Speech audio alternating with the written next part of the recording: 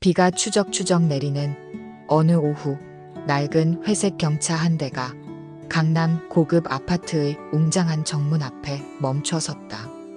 화강암으로 지어진 정문 양옆으로는 분수대가 우아한 물줄기를 뿜어내고 있었다.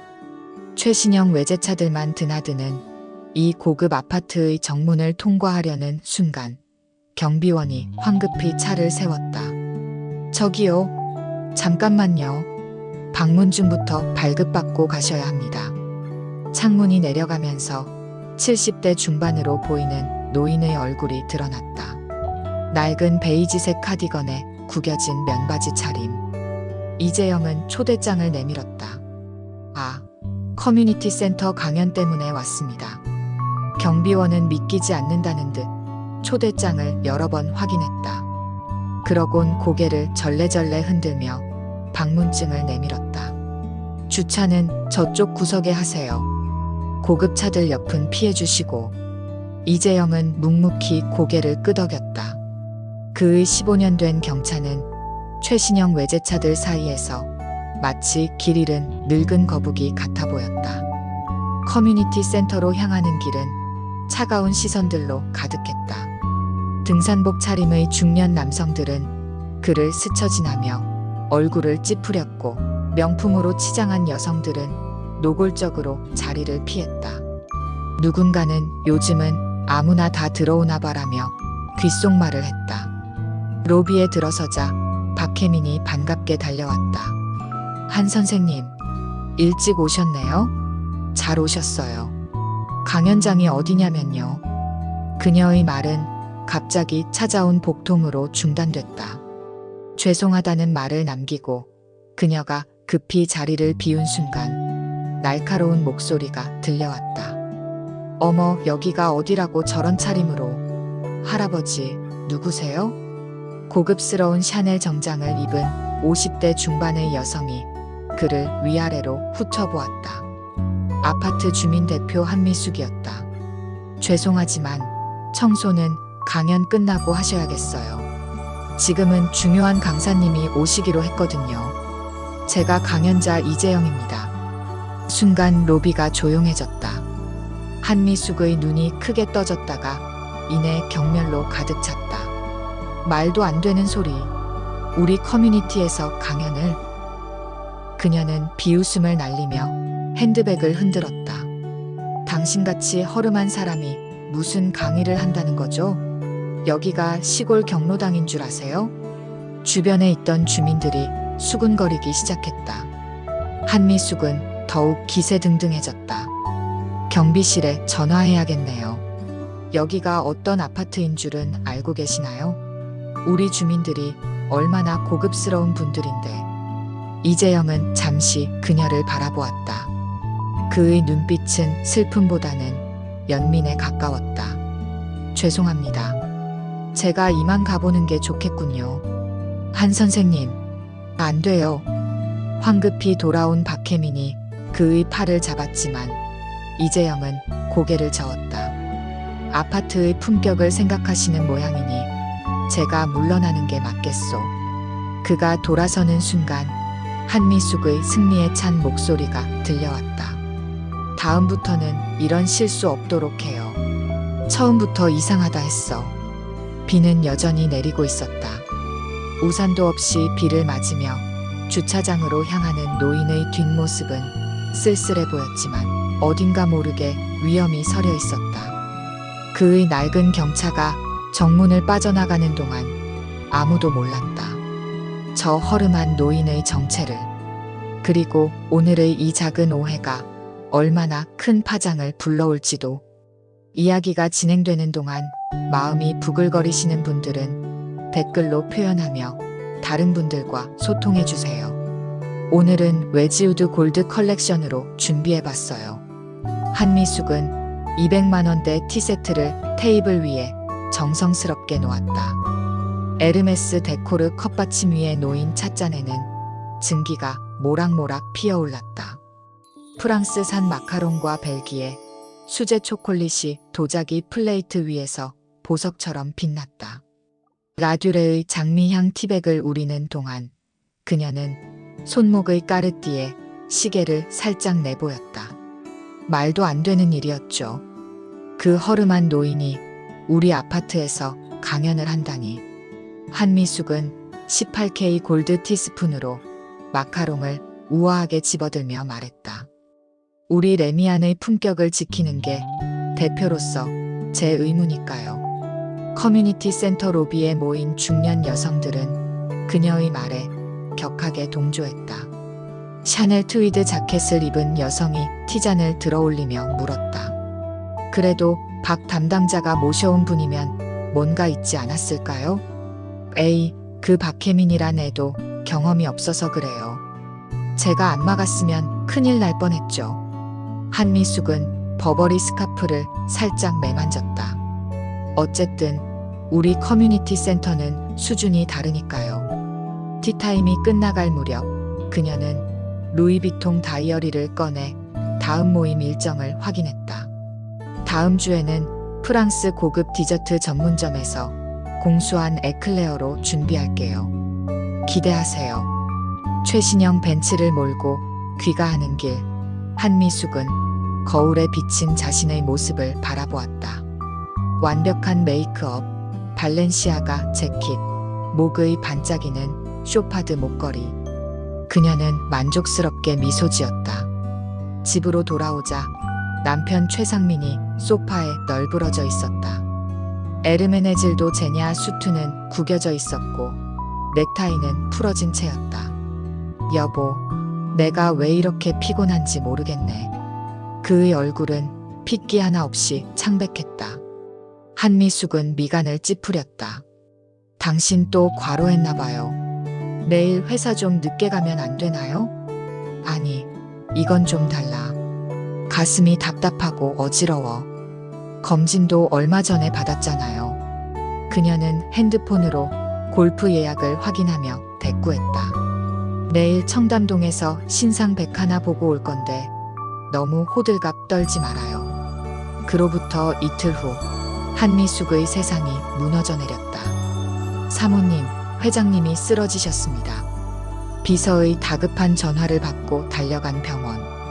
중환자실 앞에서 그녀는 의사의 설명을 들어야 했다. 현대의학으로는 파악하기 힘든 증상입니다. 모든 수치가 정상인데도 장기 기능이 급격히 떨어지고 있습니다. 무슨 소리예요? 이게 서울대병원이라는 곳인데. 한미숙의 목소리가 떨렸다. 죄송합니다. 저희도 처음 보는 케이스입니다. 한 달 뒤 한미숙은 떨리는 목소리로 물었다. 세브란스도 안 되면 이제 정말 끝인가요, 교수님? 서울대병원에서 아산병원으로, 다시 삼성병원으로. 대한민국 최고의 병원들을 전전했지만 남편의 상태는 날이 갈수록 악화되었다. 사모님, 정말 죄송합니다. 의사는 고개를 저었다. 이런 케이스는 처음입니다. 모든 검사 수치는 정상인데 장기가 하나둘씩 기능을 멈추고 있어요. 집으로 돌아오는 차 안에서 한미숙은 통장 잔고를 확인했다. 2달 전만 해도 넉넉했던 숫자들이 병원비로 눈 녹듯 사라지고 있었다. 벤츠 할부금 연체 통지도 왔다. 이제는 차를 팔아야 할지도 모른다. 휴대폰이 울렸다. 평소라면 반가웠을 골프 모임 단체 채팅방이었다. 미수가, 이번 주 모임은 좀 쉬지 그래. 남편 간호하느라 힘들 텐데. 친절한 척하는 메시지 뒤에 숨은 냉담함이 보였다. 평소 그녀가 하던 대로 이제 그들도 수준이 떨어진 사람을 슬그머니 멀리하고 있었다. 한숨을 쉬며 커뮤니티 센터를 바라보았다. 한 달 전만 해도 웨지우드 티세트로 티타임을 즐기던 그곳이 이제는 너무나 낯설었다. 주차장 구석의 허름한 경차가 눈에 들어왔다. 문득 그날의 노인이 떠올랐다. 당시의 자신이 얼마나 오만했는지를 깨닫자 부끄러움이 밀려왔다. 그 한의사 선생님 말씀하시는 거죠? 맞아요. 정말 기적 같은 일이었대요. 병원 대기실에서 간호사들의 대화가 귀에 들어왔다. 한밤중 중환자실 복도에서 우연히 들은 이야기였다. 기적의 손이라 불리는 한의사가 있다는 것. 현대의학으로 치료할 수 없는 환자들을 고쳤다는 이야기였다. 하지만 미수가 동네 한의원이라면서 그것도 좀 허름한 곳이래. 괜찮겠어? 친구의 만류에도 한미숙은 그 전설의 한의사를 찾아 나섰다. 이제 그녀에겐 체면이고 자존심이고 아무런 의미가 없었다. 남편만 살릴 수 있다면 뭐든 할 작정이었다. 일주일의 수소문 끝에 마침내 위치를 알아냈다. 도시 외곽의 오래된 주택가. 좁은 골목 안쪽에 자리 잡은 낡은 한의원이었다. 어서 오십시오. 문을 열자 들려온 목소리에 한미숙은 얼어붙었다. 그날의 그 노인이었다. 허름한 카디건을 입은 채 차분하게 차를 마시고 있는 이재영을 보는 순간 그녀의 다리에서 힘이 빠졌다. 선생님은 그날의 이재영은 고개를 들어 그녀를 바라보았다. 그의 눈빛은 그날처럼 평온했다. 아, 그날 그 주민 대표님이시군요. 한미숙은 그 자리에서 무릎을 꿇었다. 눈물이 걷잡을 수 없이 흘러내렸다. 죄송합니다. 정말 죄송합니다. 제가 그때 얼마나 어리석었는지. 그녀의 어깨가 흐느낌으로 떨렸다. 제발 남편 좀 살려주세요. 뭐든 하겠습니다. 이재영은 천천히 찻잔을 내려놓았다. 깊은 한숨과 함께 입을 열었다. 사람의 생명은 돈과 권력으로 살 수 있는 게 아닙니다만. 이재영은 한참 동안 무릎 꿇은 한미숙을 바라보았다. 그의 눈에는 분노도 원망도 없었다. 다만 깊은 연민이 서려 있었다. 왜 사람을 겉모습으로만 판단하십니까? 예상치 못한 질문에 한미숙은 고개를 들었다. 눈물로 번진 화장이 얼룩져 있었다. 앞으로 제가 남편을 치료하는 동안 당신도 치료를 받으셔야 합니다. 마음의 치료를요. 무슨 의미이신지. 매일 아침 일찍 오셔서 한약을 다리는 일을 도우셔야 합니다. 그리고 저와 함께 왕진을 다니면서 진짜 삶이 무엇인지 보셔야 합니다. 한미숙은 잠시 망설였다. 하지만 그녀에겐 선택의 여지가 없었다. 고개를 끄덕였다. 다음 날 새벽 5시 한미숙은 생전 처음으로 한약방 아궁이 앞에 앉아 있었다. 값비싼 블라우스가 연기에 그을렸다. 손에는 처음 잡아보는 부직갱이가 들려 있었다. 불은 이렇게 조절하는 겁니다. 너무 세게 타면 약재가 타버리고 너무 약하면 제대로 다려지지 않아요. 이재영의 가르침대로 불을 조절하는 일은 생각보다 어려웠다. 손이 까맣게 그을리고 등은 온통 땀으로 젖었다. 하지만 이상하게도 마음은 편안했다. 선생님, 이 한약은 남편을 위한 건가요? 아니요. 독거노인을 위한 겁니다. 오늘 왕진 가실 분이죠. 그날 처음으로 한미숙은 이재영을 따라 왕진을 다녔다. 좁은 골목길 끝 반지하 방에 사는 할머니, 병든 몸으로 손자를 키우는 할아버지, 교통사고로 하반신이 마비된 청년. 그들에게 이재영은 한약만이 아닌 따뜻한 말 한마디, 진심 어린 위로를 건넸다. 한편 이재영은 양방과 병행한 치료도 시작했다. 이재영은 먼저 주치의들과 긴 논의를 가졌다. 양방 치료는 계속 유지하되 제가 처방하는 한약과 침술로 보완하겠습니다. 약재 성분을 모두 기록해 드릴 테니 혹시 있을 수 있는 양약과의 상호작용도 검토해 주시지요. 의료진들은 처음엔 의구심을 보였지만 이재영의 전문적인 설명에 곧 신뢰를 보냈다. 그들은 매일 아침 회진 시간에 함께 최상민의 상태를 체크했다. 이재영은 매일 새벽 정성스레 달인 한약을 병실로 가져왔다. 일주일에 3번은 침술도 시행했다. 중환자실의 각종 모니터링 장비들 사이에서 그의 손놀림은 마치 실과 바늘로 섬세한 자수를 놓듯 정교했다. 이 경혈점들이 모두 막혀 있군요.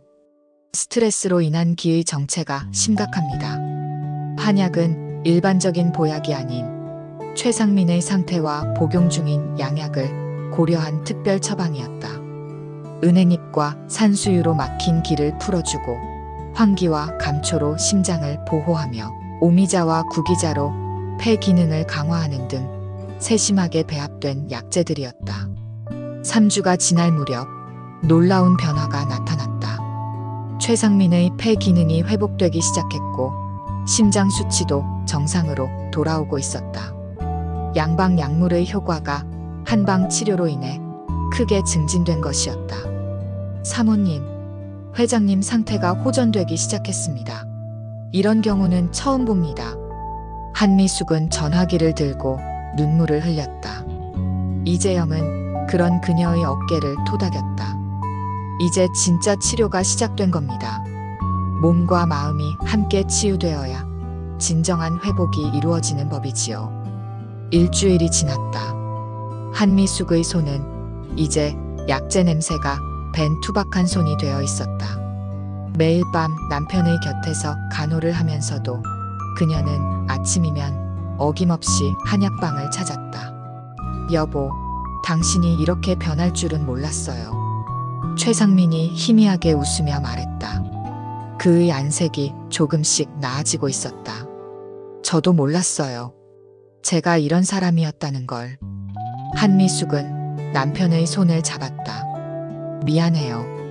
그동안 당신 마음은 생각하지도 않고 겉모습만 신경 썼죠.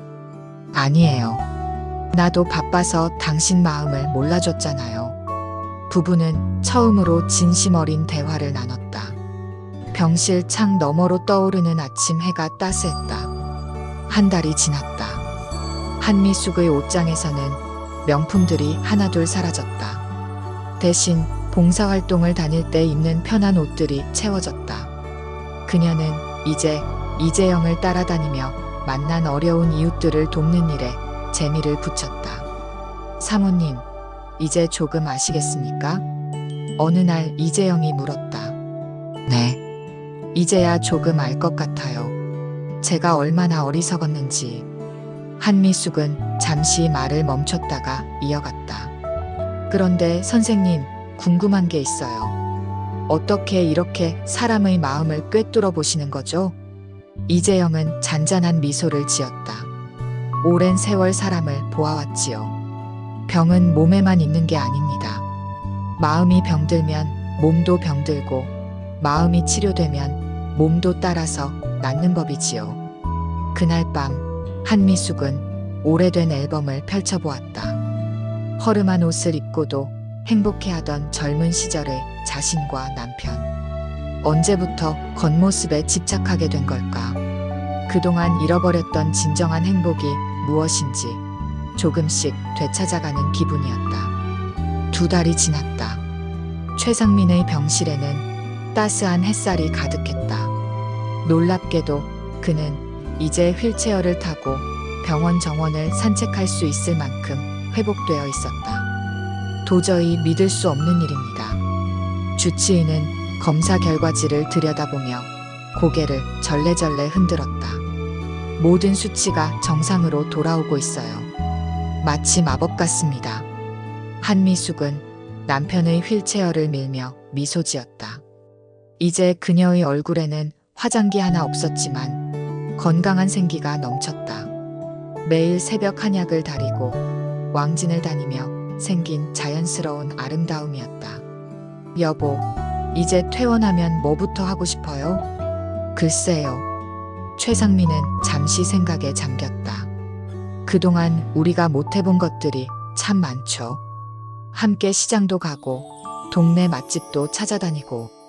한미숙은 남편의 어깨를 꼭 껴안았다. 예전에는 상상도 못했을 소소한 행복들이 이제는 그토록 소중하게 느껴졌다. 아파트 주민들은 한미숙의 변화를 믿을 수 없다는 듯 바라보았다. 까르띠에 시계 대신 수수한 가죽 시계를 차고 샤넬 백 대신 에코백을 메고 다니는 그녀의 모습은 낯설기만 했다. 미숙 씨, 요즘 어쩐 일이에요? 늘 보던 그 명품들은 다 어쩌고? 티타임 모임에서 만난 친구들이 물었다. 다 정리했어요.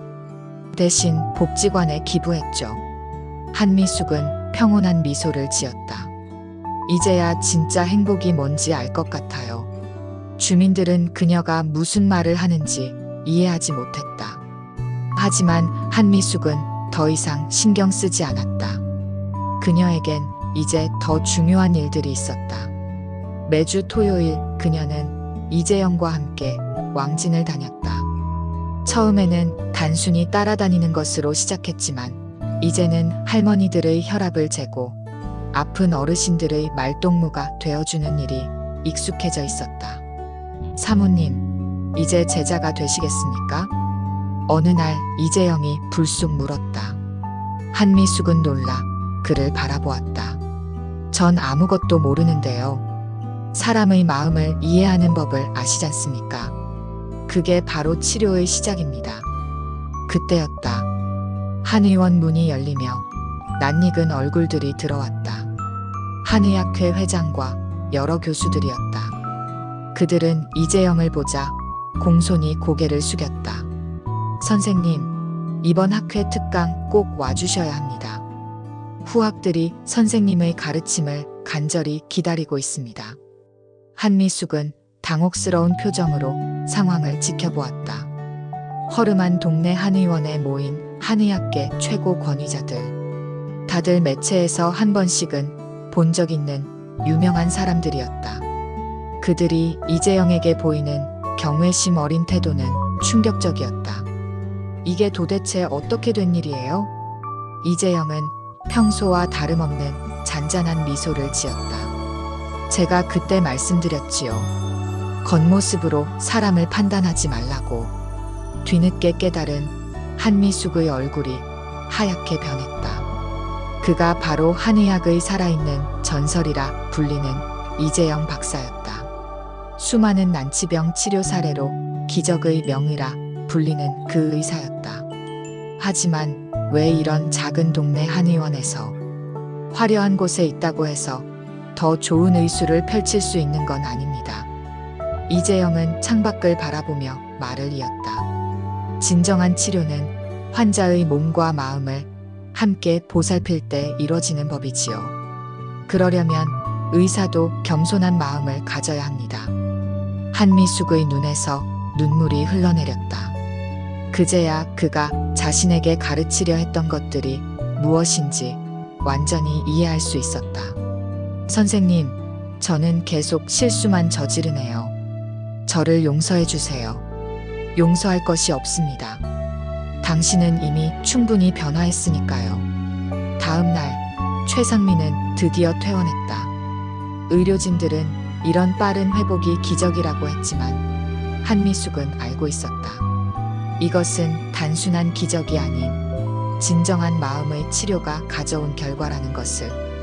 더 이상 호화로운 생활도 허례허식도 필요 없었다. 이제 이 부부에겐 서로에 대한 이해와 사랑이 가장 중요했다. 한 달 후 아파트 커뮤니티 센터에는 특별한 소식이 전해졌다. 주민대표 한미숙이 소외된 이웃을 위한 의료 봉사 프로그램을 시작한다는 것이었다. 미숙아, 당신 정말 변했구나. 예전에 친구들이 놀라워했지만 한미숙은 더 이상 그들의 시선을 신경 쓰지 않았다. 그녀에겐 이제 더 큰 꿈이 있었다. 이재영 선생의 제자가 되어 진정한 치료의 의미를 배우는 것. 그리고 그 가르침을 다른 이들과 나누는 것. 사람은 누구나 변할 수 있습니다. 중요한 건 진심이지요. 이재영의 마지막 말은 그녀의 가슴 깊이 새겨졌다. 낡은 한의원 앞에 서서 한미숙은 새로운 미래를 그려보았다. 이제 그녀는 진정한 행복이 무엇인지 알았다.